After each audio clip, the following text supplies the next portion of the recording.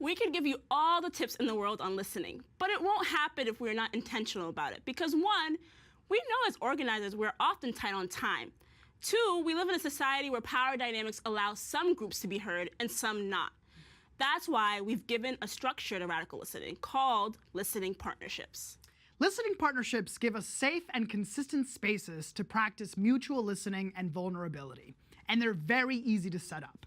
We've used them as part of a regular check-in, right before or at the end of a difficult meeting or action, or to work or think through a difficult situation. So when Sandra Bland was killed under suspicious circumstances, Carlos and I, along with our youth organizers, would attend rallies and vigils in her name. The topic was, of course, heavy, and we found that there was little room for people to both express and process emotions. So at a rally, we decided to invite as many people, particularly Black women, to a community space where they got to share and cry and laugh about the brilliance and hardships of Black women through listening partnerships. So here's how you can set up your own listening partnership. First, choose someone you want to share equal time listening with. Start with someone you're already connected to and trust, like a spouse, or a close friend, or a colleague.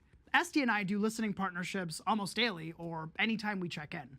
Second, determine the length of time. Sometimes Carlos and I do as little as 3 minutes each or as much as 45 minutes each, depending on the time we have and what we want to be listened to about. One person will speak first while the other listens, and then we switch. Third, we try to never give advice, and when we do, it's with consent. If you've ever wanted to be listened to but were immediately interrupted by someone who tried to fix all of your problems, you know how annoying that can be. We believe that if given enough of a chance to be listened to, every person is smart enough to make the decisions that move their lives forward. All they need is someone listening. Fourth, practice radical vulnerability. Often the most pressing thing on your mind is likely what you want to process. The combination of trusting your gut and that someone wants to listen to you will help you share more than you're used to. We also know that sharing deeply can sometimes leave a person in a rut. It's often a good idea at the end of a listening partnership to play a quick game or ask a silly question to the person who just spoke. They can stay in the present and prepare themselves to give quality listening time to you. Examples include, what is your favorite song and why?